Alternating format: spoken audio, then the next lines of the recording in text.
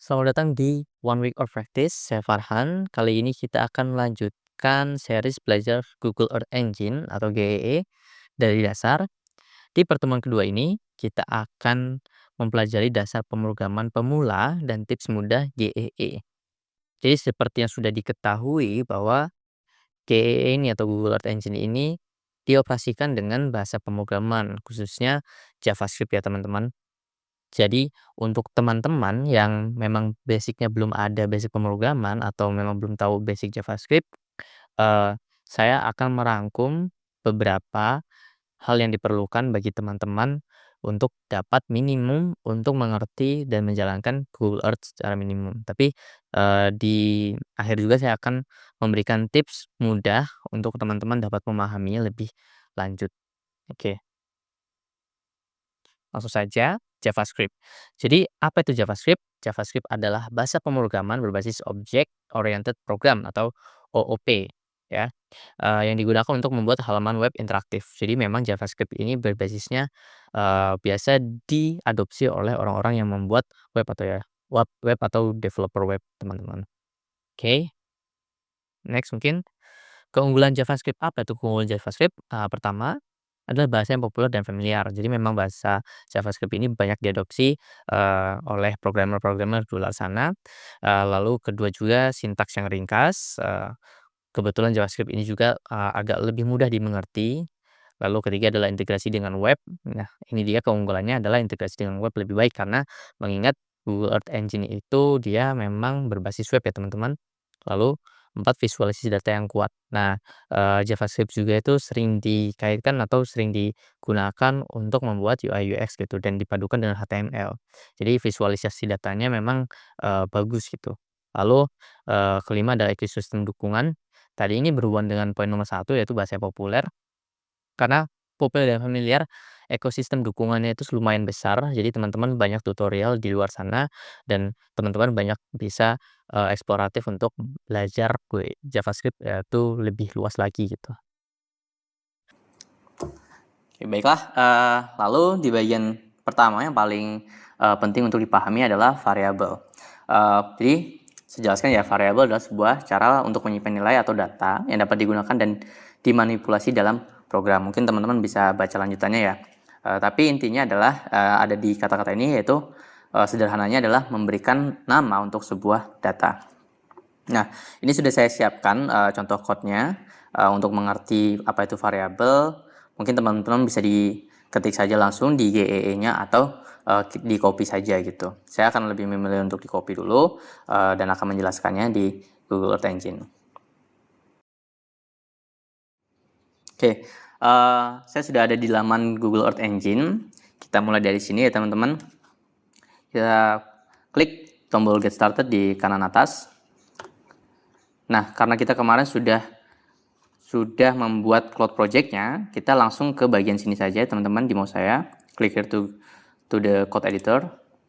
Nah, kita akan diarahkan langsung ke code editornya. Tadi saya sudah mengkopinya ya teman-teman. Saya tinggal kontrol paste saja, mempastenya. Nah, di sini. Nah, kemarin saya sudah mengenalkan beberapa bagian-bagian panel-panel dari Google Earth Engine ini sendiri. Nah, jadi harusnya setelah di run, code-nya ini akan memberikan nilai di konsol ini teman-teman. Seperti yang sudah dijelaskan di video sebelumnya. Run. Nah, bisa lihat saya akan jelaskan tentangnya variabel nomor 10 ini apa maksudnya. Jadi di sini saya membuat variabel dengan nama nomor dan memiliki nilai 10. Lalu kedua juga saya membuat variabel dengan nama text dengan nilai hello GE. Nah, jadi ada perbedaan cara penulisan ya teman-teman antara nilai angka dan kata-kata ya atau teks atau kalimat ya. Jadi kita harus menambahkan tanda kutip 2 di awal dan di akhir kalimat atau teks untuk sebuah teks gitu. Tapi kalau untuk nilai langsung saja ditulis gitu.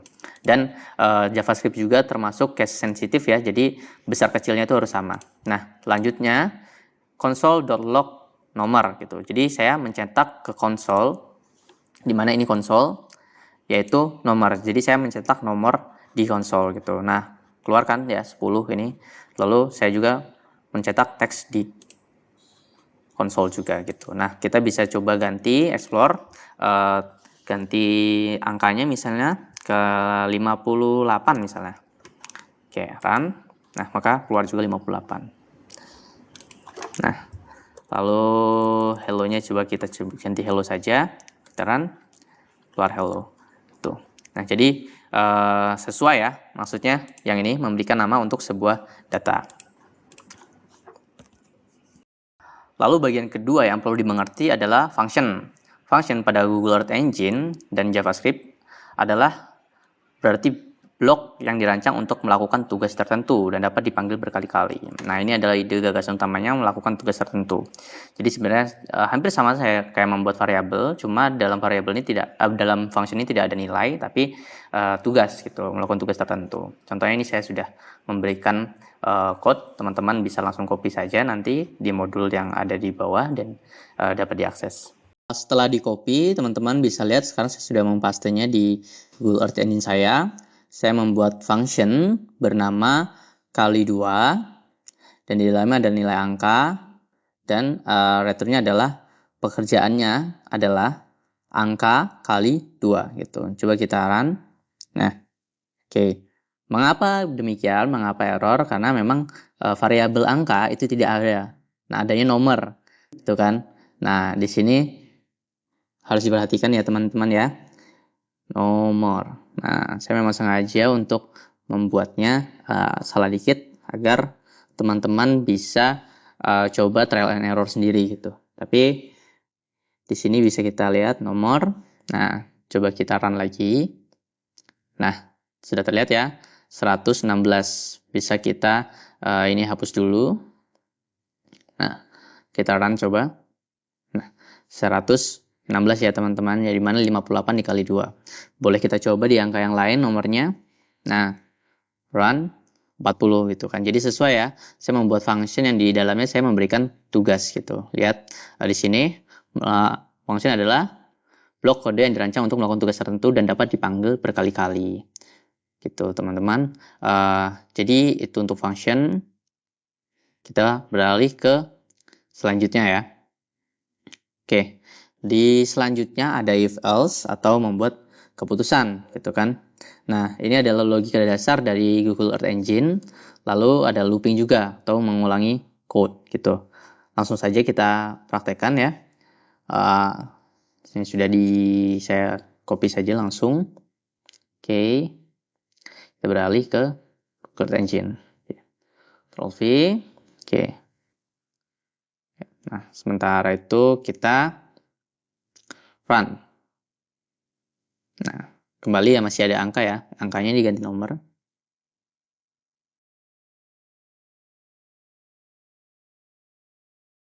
Nah, saya membuat if atau perumpamaan adalah jika, ini kan if jika nomor lebih dari 5, maka konsol akan mencetak angka lebih besar dari 5.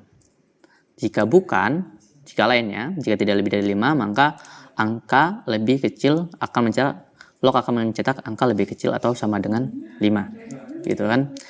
Coba kita run ya. Nah, angka lebih besar dari 5. Berarti nomor ini adalah lebih besar dari 5. Nah, di mana ini benar lebih besar dari 5 ya. Nah, atau bisa juga kita ganti lagi, ini 4 misalnya ya, 4. Kita coba apakah benar. Nah, terlihat kan angka lebih kecil atau sama dengan 5. Gitu. Itu udah untuk logika if else ya, atau membuat keputusan. Nah, looping di sisi lain adalah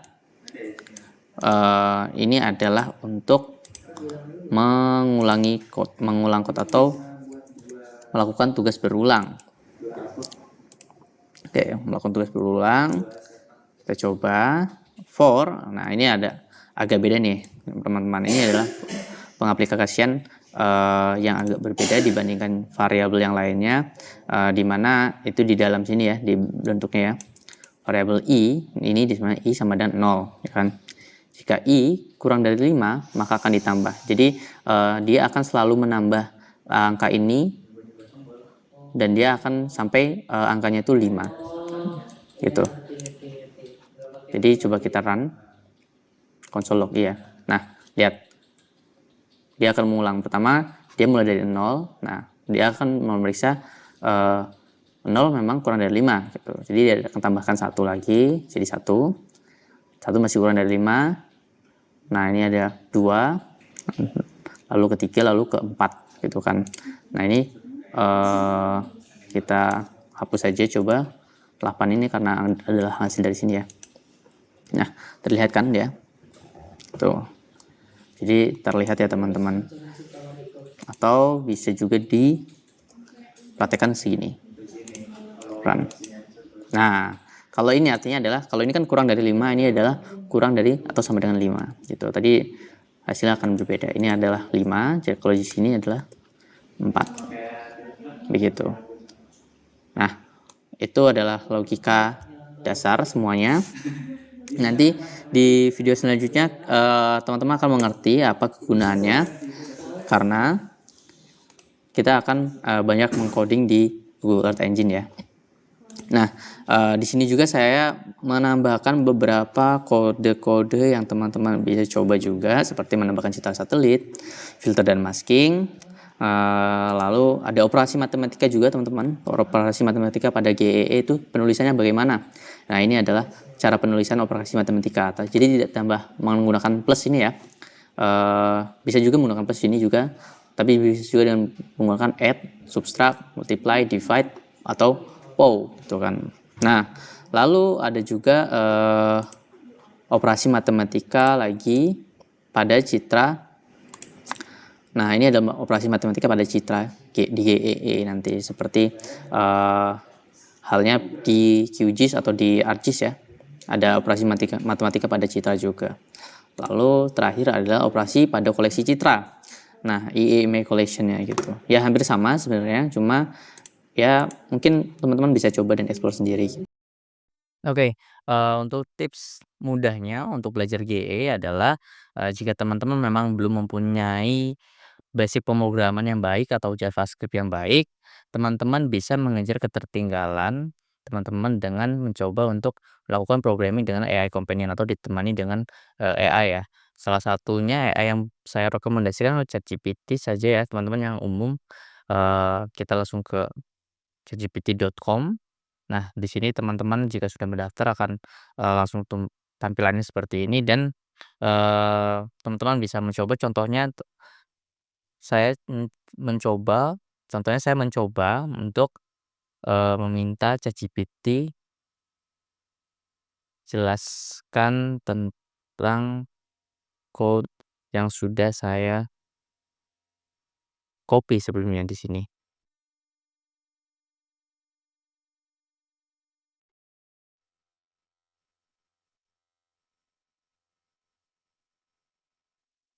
Nah, maka ChatGPT atau AI-nya akan, memberikan penjelasan detail gitu. Nah, teman-teman bisa mengejar ketinggalannya dari sini. Bahkan teman-teman bisa generate atau membuat code dari sini juga gitu, dari AI gitu. Jadi itu cukup mudah ya, walaupun memang untuk belajar, baiknya teman-teman, ngetik sendiri satu persatu untuk memahami lebih jauh. Cuma untuk membantu saja ya, itu bisa menggunakan AI gitu. Karena, di video-video selanjutnya saya akan banyak, dan, itu mungkin tidak bisa saya jelaskan satu persatu per baris-baris setiap baris, tapi teman-teman bisa membantu meningkatkan pemahaman teman-teman menggunakan contohnya adalah AI companion ini salah satunya ChatGPT, bisa yang lain, banyak pilihannya gitu. Mungkin itu saja dari saya, terima kasih, mungkin sampai jumpa di video selanjutnya.